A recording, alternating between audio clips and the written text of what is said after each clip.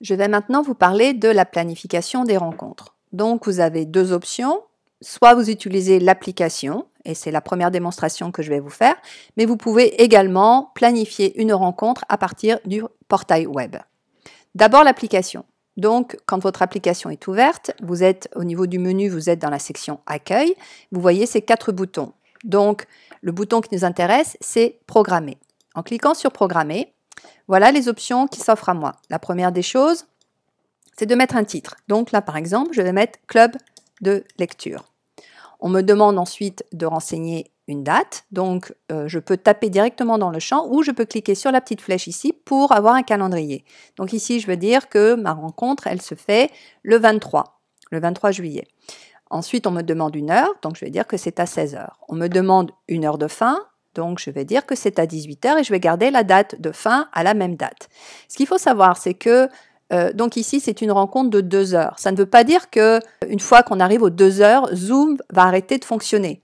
C'est plus en fait une indication par rapport à l'organisation. Donc c'est une information qu'on va envoyer aux participantes, mais c'est pas, Zoom ne va pas s'arrêter de fonctionner après ces 2 heures-là. C'est vous qui allez choisir en tant qu'organisateur, organisatrice, d'arrêter la rencontre. C'est pas Zoom qui va l'arrêter pour vous.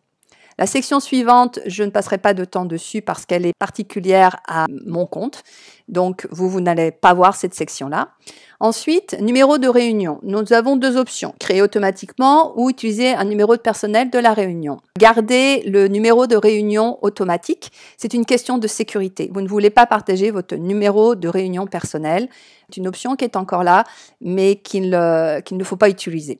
Ensuite, la sécurité, c'est extrêmement important, cette section. Vous avez peut-être entendu parler d'histoires un peu d'intrusion pendant les rencontres Zoom et personnellement, j'ai eu malheureusement à subir ce genre d'intrusion.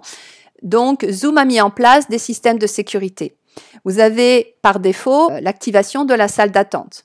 La salle d'attente, ça veut dire que vous lancez la rencontre et que les participants vont être mis dans une salle avant que vous n'autorisiez leur entrée dans la rencontre. L'autre option, si vous voulez éviter les salles d'attente, c'est tout simplement d'utiliser un code secret. Et il s'agit ensuite de donner ce code secret aux personnes qui vont participer. Vous avez également la possibilité de faire en sorte que seules les personnes authentifiées peuvent participer. Donc, les personnes authentifiées, ça veut dire des gens qui ont un compte Zoom et qui se sont connectés à Zoom. Cette fonction-là est probablement moins pratique en ce qui vous concerne parce que c'est très dépendant de l'adresse courriel que la personne utilise pour Zoom. Donc, ma recommandation, c'est soit d'utiliser un code secret et de diffuser ce code secret, ou soit d'utiliser la salle d'attente. Et comme vous pouvez le voir, vous pouvez en fait utiliser les deux. La salle d'attente est probablement l'option la plus pratique. Ensuite, vous avez la possibilité de préprogrammer finalement si la vidéo va être activée ou pas.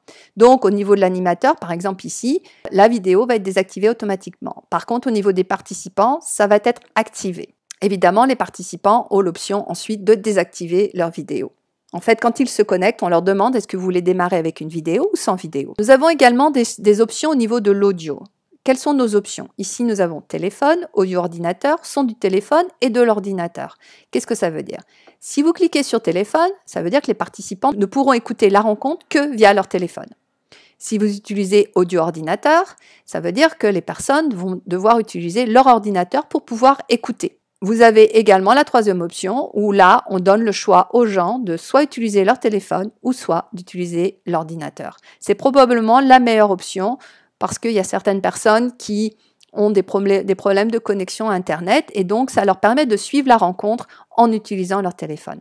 L'option calendrier, en fait, ce qu'on vous demande ici, c'est dans quel outil est-ce que vous allez enregistrer la rencontre. Donc, à vous de voir quel est l'outil que vous utilisez vous, personnellement. Moi, j'utilise Google Agenda, donc par défaut, c'est Google Agenda qui s'affiche. Mais vous pouvez dire, moi, ma rencontre, je veux qu'ensuite, elle s'inscrive dans mon iCal ou elle s'inscrit dans mon Outlook. Vous avez aussi d'autres options au niveau d'autres calendriers si vous utilisez un autre outil. Les options avancées. Donc ici, cliquez sur la petite flèche pour voir quelles sont vos options. La première des options, c'est autoriser les participants à se joindre à tout moment. Je vous conseille d'activer cette fonction, ce qui va permettre aux gens de se joindre à la rencontre quelques minutes avant la rencontre. Ces personnes-là vont être mises dans la salle d'attente si vous avez activé l'option salle d'attente. Donc, il n'y a aucun problème à les laisser rentrer avant. Vous avez aussi l'option de couper le son des participants à leur entrée. Ça peut être une bonne option à activer également parce que les gens ne se rendent pas toujours compte du bruit ambiant qu'il y a autour d'eux et ça peut être gênant pour les autres participantes. Troisième option, enregistrer automatiquement la réunion. Très souvent, on veut enregistrer les réunions, mais souvent, on se dit « Ah mince, j'ai oublié de démarrer la réunion ».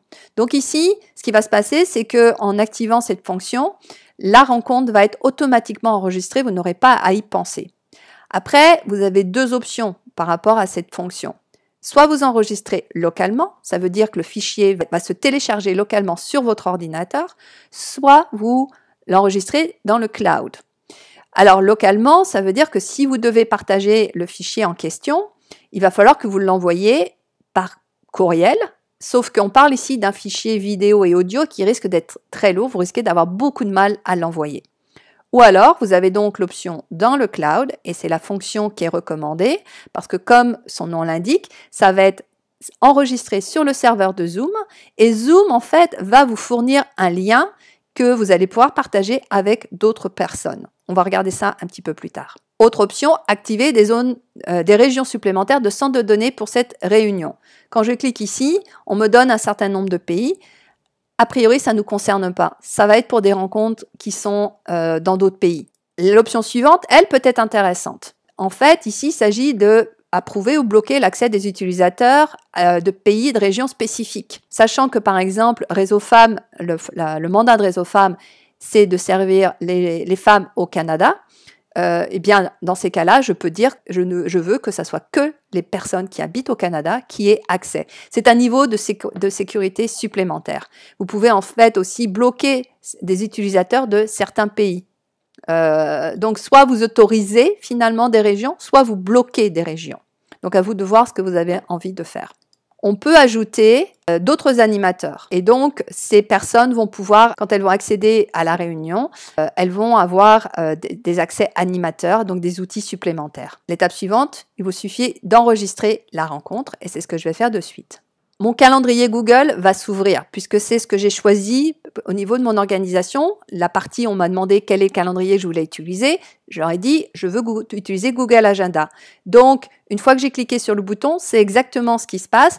Mon Google Agenda s'ouvre et je peux voir ici les dates de démarrage, l'heure de fin et la date de fin. Je vois également les informations au niveau de la rencontre. J'ai également ici le code secret qui est généré automatiquement. Et ensuite, il me suffit d'ajouter des personnes ici en utilisant les fonctions d'invitation pour inviter des gens à ma rencontre. Une autre option pour envoyer une invitation à la rencontre, c'est tout simplement, plutôt que d'utiliser l'agenda ici, vous pouvez sélectionner l'ensemble des informations, copier, coller dans un courriel et envoyer cette même information dans un courriel.